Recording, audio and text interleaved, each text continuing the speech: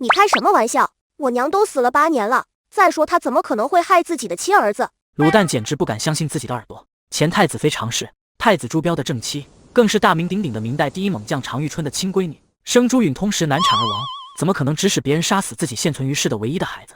殿下，您没听错，我们以锦衣卫已经用尽了手段，可那2个侍女一口咬死是前太子妃所安排，我们也毫无办法。至今2人的证词还未画押。那就别画押了，这明显是别人下的套，查出来也没什么用。这2个人先给我留着，总有一天派得上用场。是，殿下。卤蛋从怀里，实际上是从系统仓库里掏出了2枚大金锭，明晃晃的金子让王虎顿时眼睛愣住了。这点金子请锦衣卫的兄弟们喝酒。这是不的，我等为陛下做事，殿下不必如此。为皇爷爷办事那是皇爷爷赏，这件事是我的事，自然不能让你们白忙活。卤蛋不由分说的将金锭塞到了王虎手里，王虎捧着2个大金元宝，顿时喜笑颜开，连连道谢。多谢殿下赏赐，今后若有吩咐，莫敢不从。卤蛋点了点头，带着王德离开。殿下，这该怎么办？线索就这么断了？谁说断了？这个府里的侍女都是谁负责安排的？您是说太子妃？先跟我去趟太医院，我总有个疑问没搞清楚。朱元璋坐在龙椅上，手里拿着的是一张张染血的供词。虎目圆睁，一旁的王虎跪在地上瑟瑟发抖。好啊好啊，竟然还真有人敢毒害咱的大孙朱九族，不10族。可是陛下，殿下让臣先留下那几个婢女的性命，说以后会有大用。也好，这孙子有自己的打算，他不是要自己查吗？你们全力配合，不过有任何蛛丝马迹，都得先把消息给咱再说。是，陛下。想要坐上这个位置，就看你这个孙子能走到哪里了。卤蛋带着王德来到了太医署，整个太医署如今个个忙得像茅坑里的苍蝇。卤蛋站在门口，双手叉腰。有喘气儿的没有？赶紧给本殿下滚过来！三殿下，您怎么来了？郑太医看到卤蛋的到来，一个头2个大，似乎对卤蛋的到来非常痛苦。怎么了？本殿下去哪还要跟你汇报不成？只是有些小事问问你而已，别那么紧张。不紧张，陛下因为你中毒的事儿，差点没把整个太医署打包，给刑部冲业绩了。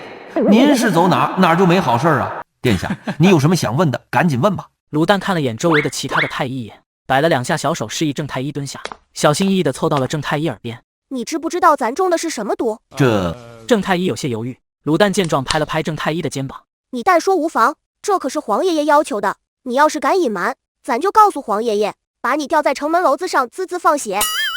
殿下，臣不是有意欺瞒，只是事关殿下身体大事，臣不敢怠慢，需要多方佐证才是。少废话，赶紧说，我到底中的是什么毒？实不相瞒，殿下身中的毒不止1种，臣也是查了数日才终于弄清。什么？不止1种毒？就这么巴不得我死吗？殿下您小点声，这事儿要传到锦衣卫耳朵里，臣可吃不了兜着走啊。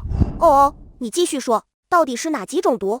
臣遍寻药方，殿下所中的第1种毒倒无甚大碍，只是几种果蔬同时导致的食物相克，只要停止再吃，将养数日便可痊愈，对性命倒是无忧。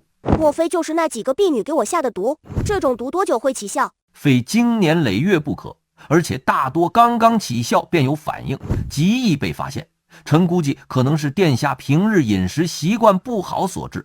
卤蛋闻言如遭雷击，只有他自己清楚，整个太子府哪怕是江夏人也算在内，只有他这个前太子妃的遗父子决定不了自己平日的饮食，每一餐向来是给什么吃什么，想吃只鸡都不可能。为什么这几个婢女费劲巴力的，就为了给我下一个随时可被发现又能治好的毒？这是嫌自己9族人太多了，还是家里供着黑白无常，用9族给他们冲业绩？另一种呢？单独？什么单独？小爷没空跟你单独聊，赶紧说。臣所说的是丹药之毒，是常年食用所谓延年益寿的丹药所中之毒。丹药？那不是骗人的吗？我也不记得我吃过什么丹药啊。再说我才8岁，吃的哪门子延年益寿的药啊？这臣也不太清楚，只是殿下的脉象和反应的确是中丹毒之象，并且郑太医露出犹豫之色，支支吾吾的好像有什么难言之隐。老登说话好不爽利，莫非是觉得我剑不利否？再有隐瞒，小爷阉了你全家。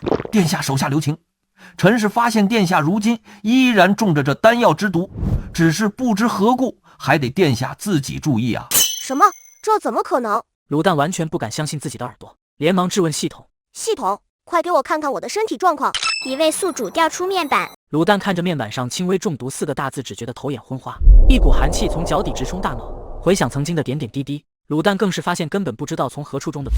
这丹药难不成下在平日吃的饭里了？绝无可能。且不说这丹药大多是朱砂、水银、金粉等物，莫说加在饭菜里，就是寻常误食一些，也会顿觉异样。郑太医说着，发现卤蛋的神色一改之前的惊恐，反倒是带着诡异的兴奋。要是真这么好查，小爷反倒没兴趣了。走，王德，现在就回去看看有什么线索。殿下，俗话说人离不开衣食住行，实若查不出来，殿下或许可从其他方面入手。多谢，等咱找到了凶手，给你记头功。对了，此事切莫跟他人提起，明白了吗？好。陛下，臣与殿下所言，一言一行尽数写在上面了。单独正是身中丹毒之人，虽然一开始会精神焕发，好似年轻了几十岁，但时间一长便会精神萎靡，食欲不振，甚至精神涣散，如同得了失心疯。是了，怪不得我大孙会瘦成那样，还时不时的风言风语，竟然真是所中丹毒。郑太医，此事交由你负责，务必要治好咱的大孙。是，陛下，臣必竭尽全力。卤蛋回到太子府，刚到门口便见一位40-50岁、身材魁梧的大汉站在门口，似乎是在等着自己。问小子，还识得老夫否？又来一老邓，你怎么不问问你认不认识小爷呢？卤蛋一句话令对方吹胡子瞪眼，怨念值蹭蹭直冒。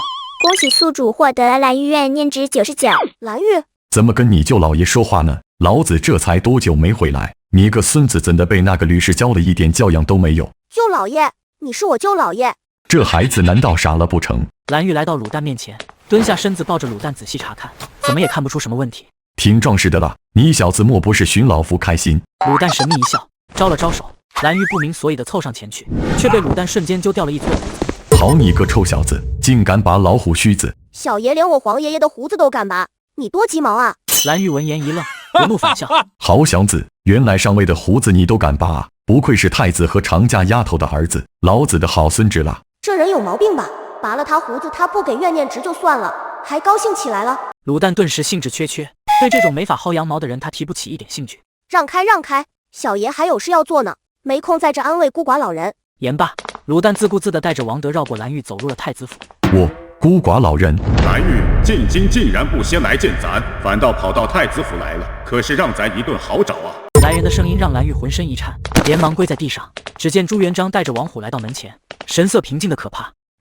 上尉，臣以为上尉会在太子府，所以第一时间便赶来了。咱让你镇守边疆，不记得什么时候下过旨让你回来。太子心丧，臣身为太子舅父，如何能不回来？更何况允腾一人孤苦无依，臣若不回来，谁又能为他撑腰？怎么，你是觉得咱会亏待允腾不成？不敢，臣见过允腾了，身体壮实，一看就养得很好，就是脑子不太好使。那你可错了，那小子鬼精着呢。那肯定也是随了您的聪明才智，也是您教得好。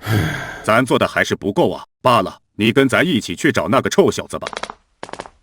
卤蛋带着王德将自己的房间翻了个底朝天，却始终没有找到任何线索。奇怪了，难道我以前看了那么多名侦探小男都是假的？不是说但凡犯罪必有线索吗？什么名侦探？殿下难道研究过狄仁杰吗？你不懂，星际之蛙摸你肚子。星际是谁？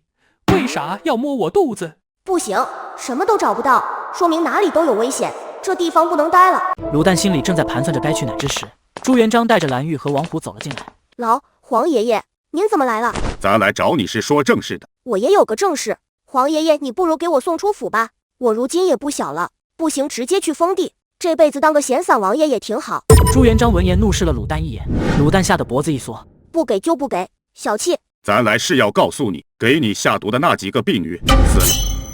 什么？有人给小允腾下毒？是谁？老子去杀了他全家！怎么回事？我不是说要留那几个人一命吗？老邓，你背着我把他们杀了。咱没有。王虎，你来说吧。是陛下，殿下，今早诏狱的守卫突然发现几人自缢而死，初不堪定事，畏罪自杀。呸！还真是一群忠心的好狗，这么死便宜他们了。上尉一定要揪出这幕后之人啊，否则允腾还有危险。已经揪出幕后之人了。谁？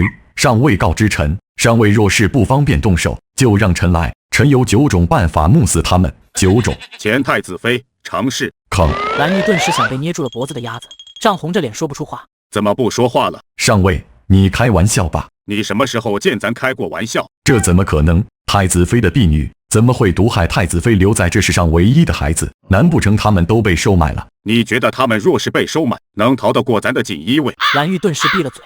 朱元璋手下的情报机构可谓是让蓝玉又爱又恨。爱的是这遍布天下的情报机构为他提供了不少机密情报，让他打仗胜算大大增加。恨的则是有这锦衣卫存在，自己就是撒尿都不得安生。他们的确是我母妃的人，也不是受别人唆使收买。几人齐齐看向鲁旦，面露疑惑。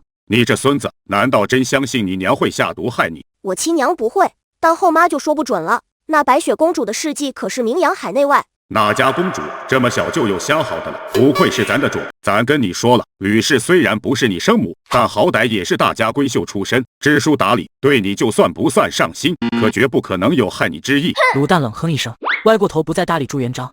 朱元璋无奈只能岔开话题。你说他们不是受人唆使是什么意思？这群下人难道还真有犯上之心？鲁旦摇了摇头，小大人似的叹了口气。他们不是下毒，而是为了保护我。上尉，俺没搞错，这小子脑子不好使。宿主愿念值99。我好我自己。臭小子，你是怎么发得出这个结论的？还用说吗？但凡他们真想害我，何必弄出这么个慢性毒药？想要弄死我简直太容易了。若是怕自己暴露，所以想靠这手段神不知鬼不觉地杀你呢？太医已经说了，这种方法用不来多久，身体就会有明显的反应，到时候太医一查便会知道是何缘由。这不明摆着告诉别人有人下毒吗？说的也是，这不明摆着。等等，你是说他们下毒的目的就是？没错，看来你也不算太笨，他们下毒的目的就是提醒我，有人要害我。看着蓝玉一脸震惊的样子，鲁旦面露鄙夷，真不知道为什么眼前这傻子能被誉为大明战神呢？好像大明战神这个称呼本来就不什么好词，是吧，宝宗？你这些都是推测，证据呢？别忘了，这几个人可是畏罪自杀了。畏罪自杀？谁信谁傻子？皇爷爷，你这个皇帝当的也不怎么样啊！有人能在你的大牢里面随便杀人，我看你也是老年痴呆了。朱元璋无能狂怒，可理亏之下却也毫无办法。有人胆敢在他眼皮子底下下手，的确是狠狠地打了他的脸。我娘给我留下的人，现在一个都不剩了。以前以为他们是群势利眼，我娘走了再没管过我，现在看来是没办法。我还是想不通，这群下人都在太子府，真想提醒你，用得着这种方法吗？难不成连见你一面都困难？你问他。鲁旦指着朱元璋，蓝玉一脸狐疑，而朱元璋则是十分尴尬。这太子府内一应事务都是由吕氏负责，他之前做的还不错。王德，你来说。王德吓得浑身一颤，看着朱元璋不敢说话。说吧，咱保证不杀你。是，太子殿下还在时，三殿下偶尔还有人照料，只是这府上的佣人大多不敢与殿下亲近，以免惹了太子妃不高兴。好一群欺主的恶仆！上尉，那朱允文是您孙子，难道允腾就不是了吗？你懂个屁！这是人性，一个是掌权的太子妃，儿子还有可能成为皇太孙，深受陛下宠爱；另一个是爹不亲娘没了的孤儿。是你选谁？去他奶奶的！什么皇太孙？我只认我孙侄子。蓝玉脱口而出，刚说完便见众人齐刷刷地看向自己，顿时意识到自己说错了话，冷汗直冒。上尉，我不是那个意思，请上尉恕罪。舅老爷，我愿称你为最强，你比我还能作死。蓝玉吓得连忙跪下请罪。朱元璋看了鲁旦一眼，冷哼一声：起来吧，咱还不知道你，要是真治你的罪，10颗头都不够咱砍的。蓝玉惨了一把冷汗，颤颤巍巍地起身，看了一眼鲁旦，内心窃喜。看来上尉还是看好允腾啊！吕氏、朱允文，我蓝玉不会让你们挡住允腾的路的。似乎是看出了蓝玉的心思，朱元璋出言告诫道：咱自己家的事用不着外人操心，等彪儿出殡，你就给咱滚回去镇守边疆，要是再敢无旨回京，咱就砍了你的脑袋。是。小逆孙，你接下来想怎么办？那几个侍女估计是察觉到了什么，但又没有确定，所以只能通过这种方式提醒我。可惜了，如今线索暂时断了，这里也不能待了。老登，我要就范。怎么还担心有人能在这太子府里害你不成？有咱在这里，保你无恙。等你爹出完殡，你就老老实实的给咱上学去。不行，你连几个侍女都保不住，更别说我了。我还是就范去吧。慢着，谁说咱保不住你了？从今天开始，你就搬到咱的宫里去住。蓝玉几人对朱元璋的话震惊不已，跟着皇帝同住，这可是莫大的恩宠。傻小子，还不快谢人！蓝玉在一旁催促，可鲁旦非但没应，反倒是一脸嫌弃。怎么跟咱住一起还委屈你了？谁要跟你个老登一起住？我不管，我要去就范。朱元璋怨念值999。王虎，给咱把棍子取来，咱让他就翻。王虎不知从哪掏出来一根扎满钉子的木棍，递给朱元璋。卤蛋见状不好，正准备跑，却被一个大手拎住。上尉，我抓住这小子了。混蛋！小子，我这也是为了你好，这可是千载难逢的机会啊！老邓，你将来死了，我把你跟黄奶奶分开埋。朱元璋闻言愣住，就连蓝玉也张大了嘴巴。朱元璋怨念值99999。完了，这回完大了。算了，这小子大概是活不到那个时候了。给咱换个铁的，不，直接拿刀来。黄爷爷，你知道的，我从小就没了娘。朱元璋一愣，脸色复杂的盯着卤蛋看了许久，最终只能无奈的叹了口气。罢了，你跟咱走，从今天开始跟着咱寸步不离。收到。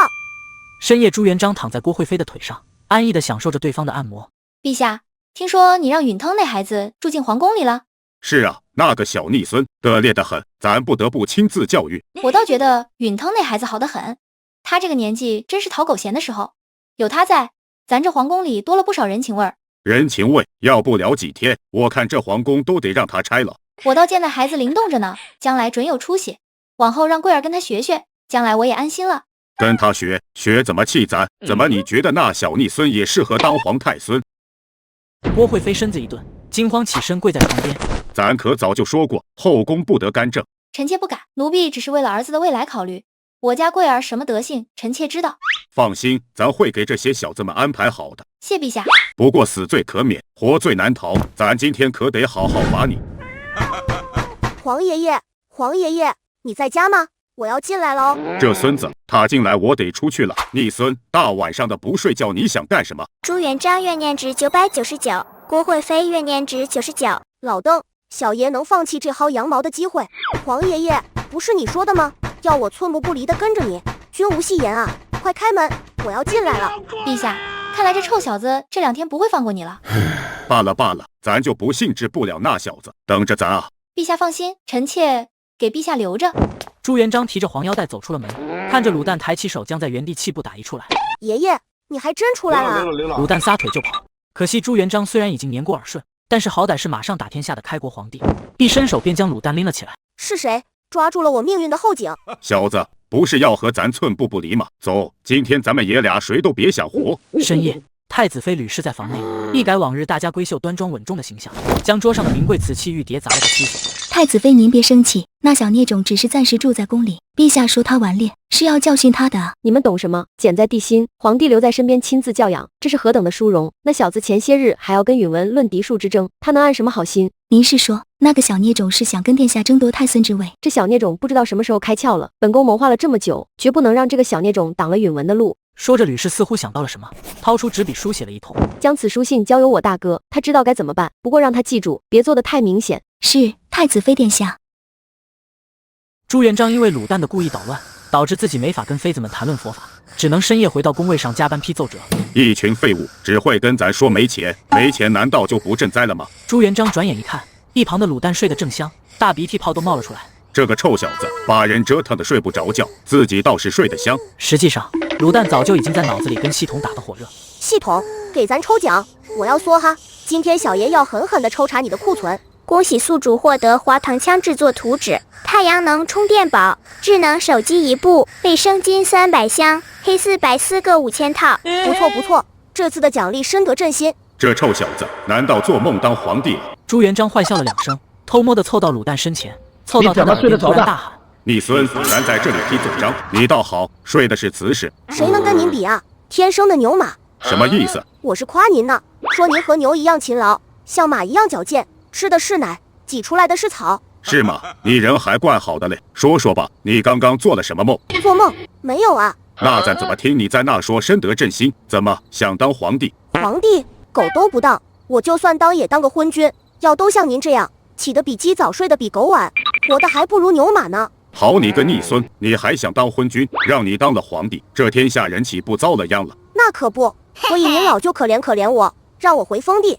又安全又自在。万一将来朝里出了什么事，我也方便清君侧，不是？昏君是吧？牛马是吧？清君侧是吧？一顿胖揍之下，朱元璋只觉得神清气爽，不能跟妃子甜蜜双排和批了一晚上奏折的怨气一扫而空。起来，别装死，咱考考你，这山东水灾，朝廷该如何应对啊？卤蛋揉了揉自己红肿的屁股，不想搭理老朱，可被老朱虎目一瞪，只能没好气的回应。问那些官员，养他们就是为了干这个的，问我干嘛？不在其位不谋其政。你要是回答得好，咱可以答应你一件事。此话当真？不对，你个老邓又想骗我，口说无凭，得立字据。这孙子还真是不见兔子不撒鹰啊！好，咱就给你立个字据，盖上咱的印玺，君无戏言。这还差不多，说吧，有什么难题需要小爷解决的？是时候给你们这些古人一点小小的现代思维震撼了。如今大明内忧外患，手下的官员青黄不接，百废待兴。户部这奏章竟然告诉咱，此次赈灾竟连1成的预算都拿不出来，你有什么办法啊？都穷成这逼样了，那还救什么？亡国吧！臭小子，别忘了你怎么答应咱的，要是说不好，你可就任咱处置。老邓，我什么时候答应你了？咱是皇帝，你当咱的东西是那么好拿的吗？算你狠！既然如此，以工代赈吧。什么是以工代赈？朱元璋来了兴趣，鲁旦将以工代赈的法门一一说给了朱元璋听。以工代赈早在春秋时期便已经有了雏形，老朱理解并不算困难，但鲁旦说的是现代的成熟规划，给老朱唬得一愣一愣的。你这个法子不错，可惜朝廷现在1分钱也拿不出来，更何况就在如今迫在眉睫，你这个法子太慢了。鲁旦有些不服气，按照老朱这个古人思维还是太狭隘。你可知这奏章送到咱这宫里要多久？那些灾民又饿了多久？这些人如今活着都是奢望，哪里有什么力气去干活？你当是你这头小猪，饿1-2天屁事没有。鲁旦闻言一愣，随即惭愧地低下头，自己是忘了，古代可没有现代的生活优越，古代更没有现代的执行能力。莫说古代，就是现代的发达国家又如何？那昂撒人因为性别有几种都定不下来的大有人在。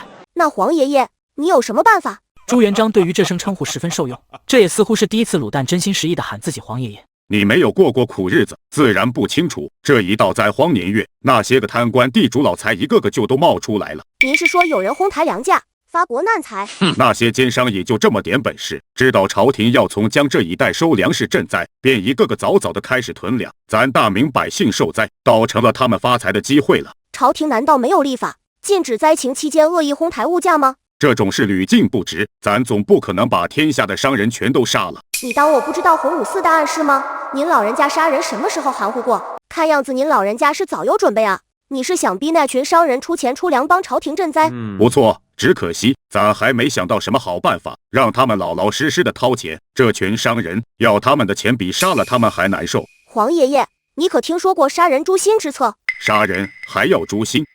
你小子别卖关子，赶紧说，到底什么办法？咱们可以这样，您下道旨意，就说现在国库空虚，让文武百官和那些粮商们捐钱捐粮，事成之后在山东给他们立块碑。咱当你小子能有什么好主意？那些贪官奸商若是真这么在意名声，咱又何必动什么刀子？谁说要给他们赚名声了？您再在边上立一块碑，把所有的官员粮商名字都刻上去，到时候谁没捐谁捐了一目了然，捐了多少也给他写上去。朱元璋闻言连连拍大腿叫好。好啊，好啊，好一个杀人诛心！这要是成了，那些没有守财奴还不得被百姓活吃了？那当然，您老原先那些手段都太老套了，得罪人不说，那些人一联合起来，指不定还得反咬您说您是个暴君，这多好，百姓自然知道谁才是为他们好的人。好好，就按你说的办，真不愧是咱的好圣孙呐！一老一少两人对视一眼，不约而同地笑了起来，活像两只狐狸。你这小子平日里没个正形，没想到那些小聪明还真能派上用场。既然您满意了，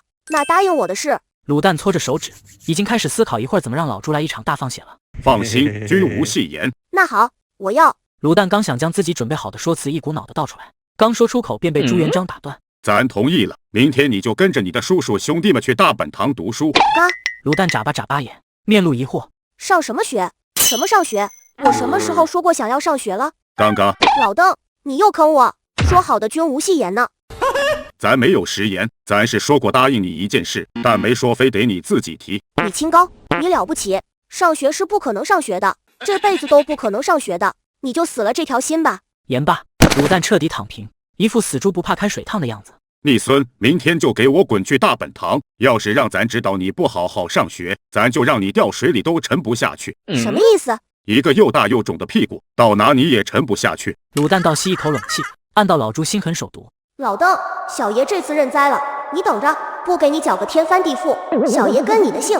好嘞，黄爷爷，你就瞧好吧。朱元璋见鲁旦的样子，得意地笑了起来，但总觉得脖子冷飕飕的。哪来的风呢？